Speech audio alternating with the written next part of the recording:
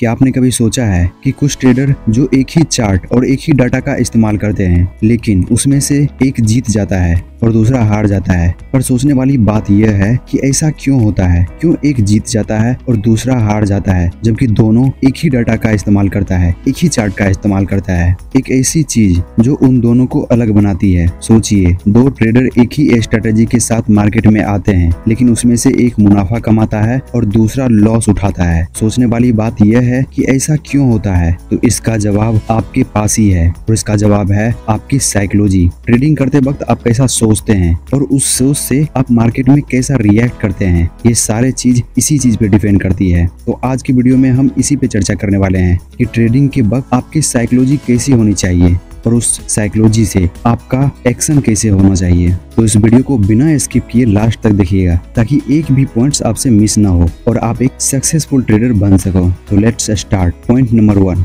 Impact of fear and grids. Trading में यह सबसे बड़ा और सबसे महत्वपूर्ण साइकोलॉजिकल फैक्टर है, डर और लालच। जब मार्केट नीचे आता है तो ट्रेडर के मन में डर पैदा होता है, वे घबराकर अपने एसेट को बेच देते हैं। वहीं जब मार्केट ऊपर जाता है तो लालच के चलते लोग बिना सोचे समझे ज्यादा रिस्क लेना शुरू कर देते हैं। अगर आपको सफल ट्रेडर बनना है तो इन इमोशन को कंट्रोल करना सीखना होगा, क्योंकि बिना इस इमोशन को कंट्रोल किए आप मार्केट में अपने पोजीशन को स्टेबल नहीं कर पाएंगे और कभी भी आप एक सक्सेसफुल ट्रेडर नहीं बन पाएंगे। Point number 2, loss aversion. हम सभी नुकसान को बर्दाश्त नहीं कर पाते। ये हमारी इंसानियत फितरत है कि हम नुकसान को मुनाफे की तुलना में ज्यादा इमोशनल रूप से देखते हैं। इसी वजह से हम कभी कभी नुकसान वाले ट्रेड को ज्यादा समय तक होल्ड करते हैं, यह सोचकर शायद मार्केट यहाँ से ऊपर जाने लगेगा। लेकिन एक सफल ट्रेडर वही होता है जो नुकसान को जल्दी स्वीकार कर लेता है, जो कि उसने पहले से प्लान किया होता है। तो आपको अपने इस लॉस एवर्जन को भी समझना होगा। जो आपने प्लान के हिसाब से अपने रिस्क बनाया है उसी पे आप कायम रहेंगे, उससे ज्यादा रिस्क आप नहीं लेंगे। Point number 3, over confidence trap. Over confidence कभी कभी गलत फैसले लेने के कारण बन सकते हैं। जब आप अपने एनालिसिस या जानकारी पर बहुत ज्यादा भरोसा करने लगते हैं तो आप बिना सही योजना बनाए ट्रेड एग्जीक्यूट कर लेते हैं, और यही होता है बड़ा नुकसान। डिसिप्लिन और अपनी सीमाओं को समझना बेहद जरूरी होता है। कई बार आप ज्यादा एनालिसिस कर लेते हैं तो आपके अंदर ओवर कॉन्फिडेंस आते हैं और बिना प्लानिंग के साथ आप मार्केट में एंट्री कर लेते हैं। तो इस ट्रैप में भी आप ना फंसे, इसे भी आप अच्छे से मैनेज करें।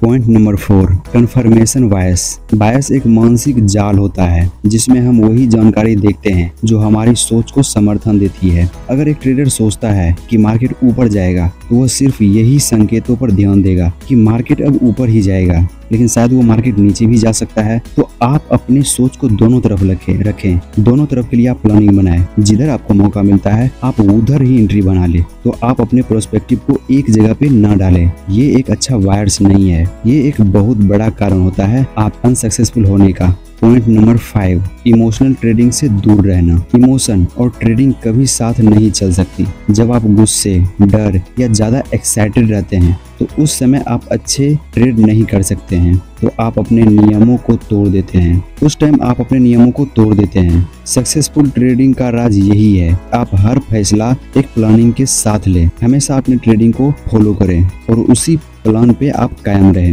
नहीं तो आप अपने इमोशन में बहकर गलत डिसीजन ले सकते हैं, जिससे आप एक अनसक्सेसफुल ट्रेडर बन सकते हैं। Point number 6, FOMO, fear of missing out.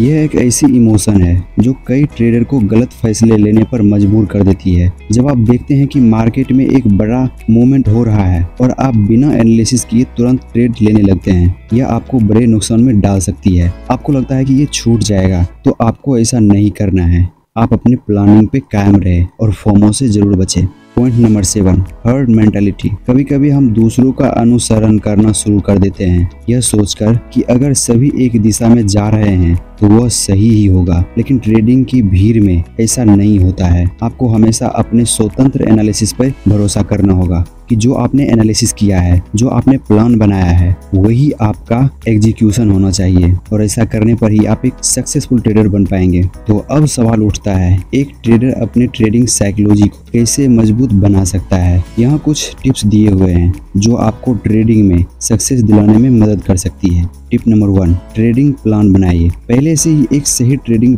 Plan तैयार होना चाहिए, जैसे entry, exit, stop loss, etc etcetera. ये सारे चीज आपको पहले से प्लान होना चाहिए। टिप नंबर 2, जोखिम प्रबंधन का प्लान करें, यानी कि आपकी रिस्क टॉलरेंस क्या है। हमेशा अपने जोखिम को पहले से तय करें, कभी भी अपने प्लान के मुताबिक अधिक जोखिम न ले। टिप्स नंबर 3, अपने इमोशन को कंट्रोल करें। ट्रेडिंग के दौरान अपने भावनाओं को कंट्रोल करना बेहद ही जरूरी होता है। इसके लिए आप मेडिटेशन करें, माइंडफुलनेस करें, रनिंग करें एक्सेट्रा, ताकि आपका माइंड शांत हो सके और शांत माइंड में आप एक अच्छा डिसीजन ले पाएंगे। Tips number 4, journaling. हर ट्रेड का रिकॉर्ड रखें, इससे आप अपनी गलतियों से सीखेंगे और उस गलती को दोबारा नहीं अप्लाई करेंगे। Tips number 5, patience and discipline. Market में मौके आते जाते रहेंगे, लेकिन आपको डिसिप्लिन और धैर्य रखना होगा, तभी आप एक सक्सेसफुल ट्रेडर बन सकते हैं। अगर आप इस साइकोलॉजी से ट्रेड करते हैं और इन सारे नियमों को अपने लाइफ में, अपने ट्रेडिंग में फॉलो करते हैं, तो डेफिनेटली आप एक सक्सेसफुल ट्रेडर बन पाएंगे। आई होप आपको ये सारे पॉइंट्स समझ में आ गए होंगे। आज के लिए इतना ही, मिलते हैं नेक्स्ट वीडियो में किसी